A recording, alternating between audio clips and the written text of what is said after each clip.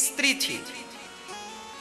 उस स्त्री का पति, उसका विवाह हुआ, पति के साथ बहुत प्रसन्न रहती थी। एक पत्नी बहुत पतिव्रता थी, अपने पति को भगवान मानकर सेवा करती थी, पति के पांव धोती थी, पति के चरण दबाती थी, पति की आज्ञा ईश्वर की आज्ञा की तरह मानती थी। एक दिन क्या हुआ कि उसके पति को ना कोढ़ का रोग होने लग गया। कोढ़ जानती हो मैया? कोढ़ का रोग ऐसा होता है, कोढ़ दो प्रकार का होता है। एक प्रकार का कोढ़ ऐसा होता है कि चमड़ी गल गल के गिरने लग जाती है, पूरी चमड़ी एक गिर जाती है, अर्थात माबाद ही माबाद होती है, दुर्गंध ही दुर्गंध शरीर से निकलती है, उसे कोढ़ कहते हैं। भयंकर से भयंकर जब पापी होता है उसे ये बीमारी, ये कर्म दंड होते हैं।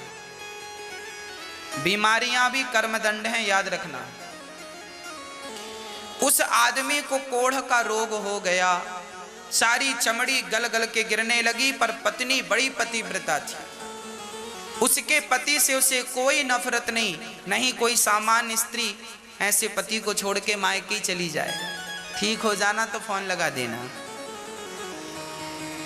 पर वो नहीं गई, अपने पति को नहलाती, वो खटिया पे मलमूत्र करता तो मलमूत्र साफ करती, उसे नहलाती, कपड़े से पोंछती, समय से भोजन कराती और बड़ी प्रसन्न चित्त से भगवत चिंतन करती, पति को भगवान जानकर सेवा में लगी रहती। एक दिन उसका पति बाहर बैठा था, धूप का आनंद ले रहा था, सर्दियों का मौसम था, कि वहां से एक वैश्या सज धज करके सामने की गली से निकली, उसके घर के सामने से। उस वैश्या को जब इसने देखा तो ये उस वैश्या पर लट्टू हो गया, उस वैश्या पर मोहित हो गया, उसकी सुंदरता पर, उसके स्वरूप पर मोहित हो गया। और अब उदास, अब सोचा मैं तो पांव हाथ काम कर नहीं रहे हैं, ये वैश्या मुझे कैसे प्राप्त होगी। अब वो उदास हुआ तो पत्नी ने पूछा, स्वामी जी क्या बात है, आज आप उदास बहुत हैं, क्या हुआ आपको? तो उसके पति ने कहा, तुम तो पतिव्रता हो, पर क्या बताऊं, आज मेरे मन को पता नहीं क्या हुआ, आज वो फलानी वैश्या वहां से निकली तो मेरा मन उसके साथ चला गया, मैं एक बार उससे मिलना चाहता हूं। अब पति की इच्छा है कि उसे वैश्या से मिलना है और कह रहा है तुम कुछ करो कि वो मिल जाए। पत्नी से कह रहा है, अब जरा विचार करो, आपका पति आपसे कहे कि हमें वैश्या से मिलाओ तो आप क्या कहोगे? पर वो कहती है ठीक है, मैं कोशिश करती हूं। ये पद्म पुराण की चर्चा है, बहुत धीर वीर गंभीर होकर सुनिएगा।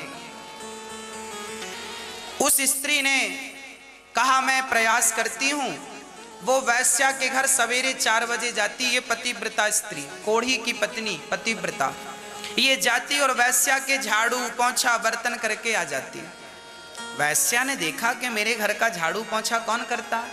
एक दिन उसने ताड़ लिया मतलब देख लिया, अरे आपके तो चर्चे हैं, बड़ी पतिव्रता हो, बड़ी तपस्वी औरत हो, और आप मुझ वैश्या, मुझे जानती हो कि मैं राजा के दरबार में नाचती हूं, और मुझ जैसी तुच्छ सी स्त्री के घर का आप चौका बर्तन कर रही हो, बहन क्यों पाप में डाल रही हो, क्या बात है हमें बताओ। तब उस पतिव्रता स्त्री ने वैश्या से कहा, बहन परसों के दिन तुम निकली तो तुम्हें देखकर हमारे पति मोहित हो गए, एक बार हमारे पति तुमसे मिलना चाहते हैं, भेंट करना चाहते हैं, एक बार तो आप उनसे मिल लो। वैश्या समझ गई कि वो किस उद्देश्य से मिलना चाहता है। वैश्या तो वैश्या है, बोली ठीक है, आप कह रही हो आपका पति कोढ़ी है, उसके शरीर से दुर्गंध निकलती है, पर आप पतिव्रता हो तो मैं आपकी बात काटूंगी नहीं। आप आज रात को 9 बजे अपने पति को मेरे घर लेके आ जाना। ठीक है, आप अपने पति को मेरे घर भेज देना, ऐसा वैश्या ने कहा। ठीक है, अब वो पति के पास गई और बोली आज 9 बजे आप चले जाइएगा, उसने आपको बुलाया है, मैंने बात कर ली है। अब ये कोढ़ी आदमी बड़ा प्रसन्न हुआ, आज तो जाएंगे जाएंगे जाएंगे। पर जैसी घर से निकला पत्थर में पांव टकराया और गिरा तो पांव में मोच आ गई। अब पांव में मोच आई तो चल ना पाया। अब लगा रोने, लो आज बुलाया था और पांव में आज ही मोच आनी थी, आज मैं जा नहीं पाया। लगा रोने और पत्नी ने देखा मेरा पति रो रहा है, तो उसने कहा कोई बात नहीं, आपके पांव में मोच आ गई है, मैं आपको लेकर चलती हूं। कैसे लेकर जाओगी, हमसे तो चला नहीं जाता। पत्नी ने कहा कोई बात नहीं, आप मेरे कंधे पर बैठ जाओ। पत्नी बैठ गई और अपने पति को अपने कंधे पर बिठा लिया और कंधे पर बिठाकर वो गांव के अंदर से नहीं गई, गांव के बाहर जंगल के रास्ते से गई, क्योंकि पति को कंधे पर बिठा कर ले जाती तो लोग पूछते कहां जा रही हो, ये थोड़ी बताते वैश्या के घर जा रहे हैं, पति की बदनामी होती। तो वो जंगल के रास्ते से गई। अब विचार करो, दृश्य देखो कि एक पत्नी अपने पति को अपने कंधे पर बिठाकर वैश्या के घर जा रही है, जंगल के रास्ते से चली। अच्छा, उस जंगल में एक दूसरी घटना घट गई। उस जगह का जो राजा था, उस राजा के यहां चोरों ने चोरी की और चोर भागे तो सैनिकों ने पीछा किया। वह चोर उसी जंगल में आए और वहां मांडव्य नाम के एक संत थे, मांडव्य ऋषि। वहां पर उनकी कुटिया पर चोरों ने डर के मारे कि पकड़ लेंगे तो मौत मिलेगी, तो अपना सारा धन बाबा जी की कुटिया में डाल दिया और चोर जंगल में रफू चक्कर हो गए। राजा के सैनिकों ने देखा कि बाबा की कुटिया में धन पड़ा है, तो सैनिकों को लगा ये बाबा ढोंगी है, इसने ही चोरी की है और अब समाधि में बैठा है, जबकि वो बाबा बड़े अब असली जंगल में तपस्या कर रहे थे। तो उन सैनिकों ने सूल गाड़ दिया। सूल जानते हैं, लोहे का एक पैना पैना सा नुकीला होता है, उसे जमीन पे गाड़ दिया और महात्मा जी को उस सूल पर बिठा दिया। तब वो सूल महात्मा को नीचे से चुभता हुआ सिर से निकल गया। पर बाबा इतने पक्के थे, समाधि इतनी पक्की थी कि बाबा की समाधि भी नहीं खुली और वो उस सूल पर ही ध्यान मग्न बैठे रह गए। अच्छा, ये घटना तो पहले हो गई, चोर लोग भाग गए और राजा के सिपाही भी चले गए और बाबा सूल पर लटके रहे। अब ये पत्नी अपने कोढ़ी पति को कंधे पर बिठा कर ले जा रही थी, तो महात्मा के पास से, अच्छा इसे दिखाई पड़ा नहीं, रात का समय था, महात्मा के पास से निकली तो इसके पति का सिर महात्मा के पांव से टकरा गया। भाई महात्मा जी सूल पर लटके हैं तो पांव स्वाभाविक है लटक रहे होंगे, तो इसका सिर, ये भी कंधे पर है, तो इसका सिर अर्थात कोढ़ी का सिर बाबा जी के पांव से टकराया तो बाबा जी की समाधि खुल गई। अब बाबा जी ने श्राप दे दिया, अरे मूर्ख,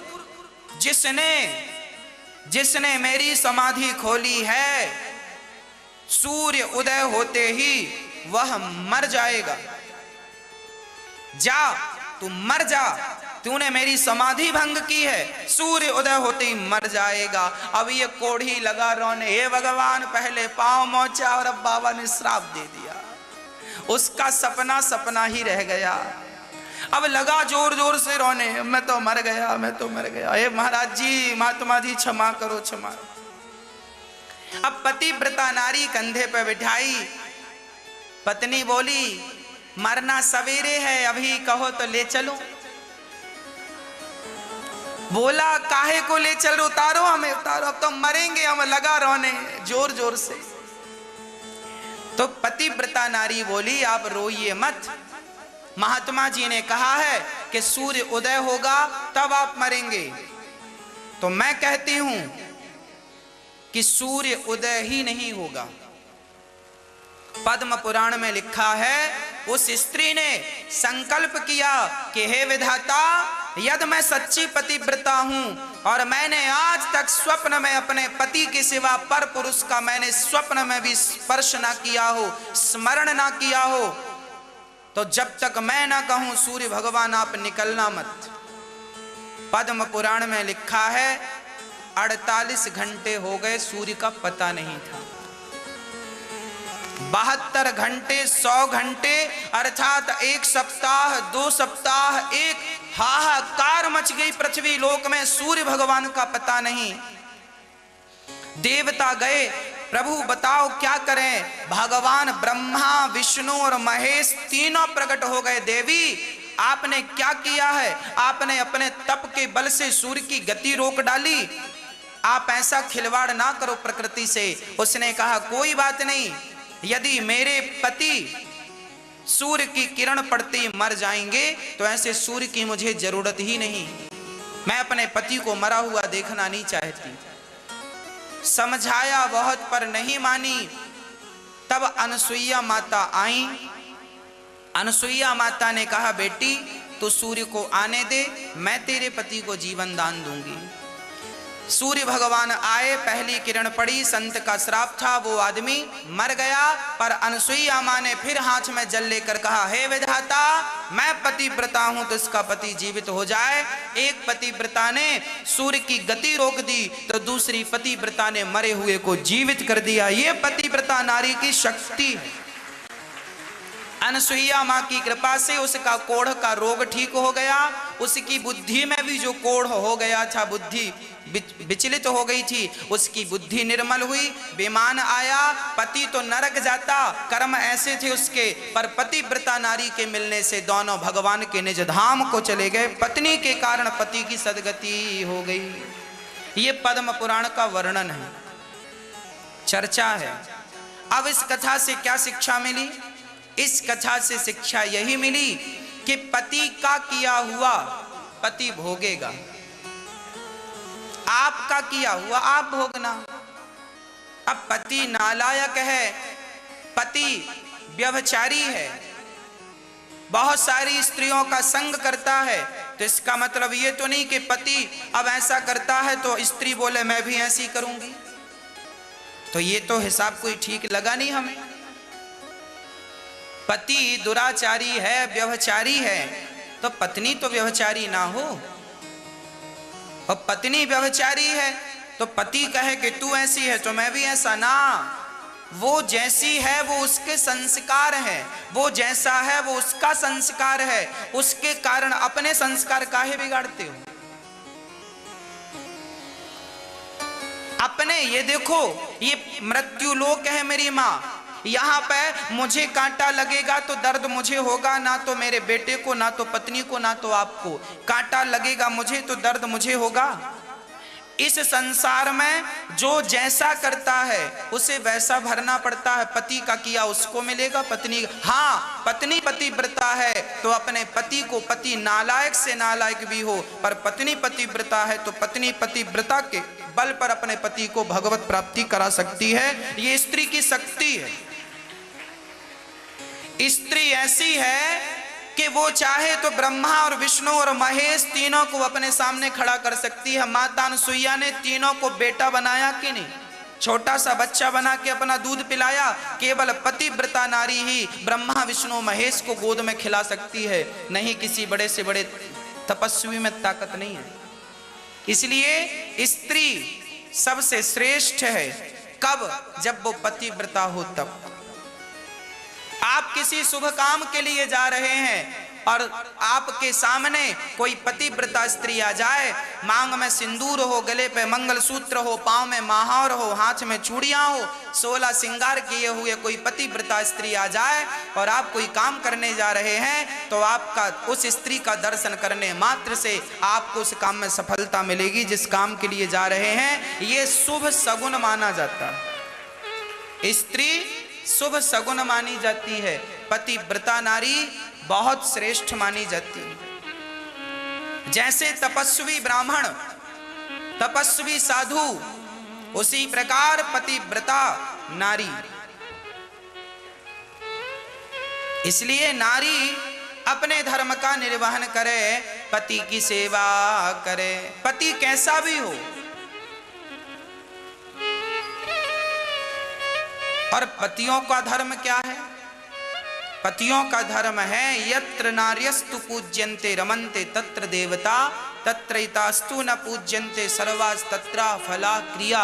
जिस घर में नारी का सम्मान होता है उस घर में देवी देवताओं का वास होता है, और जिस घर में नारी का सम्मान नहीं होता उस घर में देवी देवताओं का वास ना तो सुख होता है, ना लक्ष्मी होती है, ना सरस्वती होती है। आपका घर बिल्कुल वीरान हो जाता है जब नारी रोती ही रहती है तब। इसलिए नारी को कभी नहीं रुलाना चाहिए, स्त्री को कभी नहीं सताना चाहिए। जो पुरुष अपनी स्त्री से प्रेम करता है वह पुरुष और स्त्री अपने जीवन में सुख समृद्धि की ओर बढ़ते हैं, और जहां सदा किचकिच किचकिच चलती रहती है, झगड़ा चलता रहता है, वहां कभी भी तरक्की उन्नति कभी नहीं होती। इसलिए थोड़ी सी समझदारी पुरुष दिखाए और थोड़ी सी समझदारी स्त्री दिखाए, दोनों की समझदारी से घर बहुत अच्छे चलते हैं, रिश्ते बहुत अच्छे निभाए जाते हैं। निभाना आना चाहिए,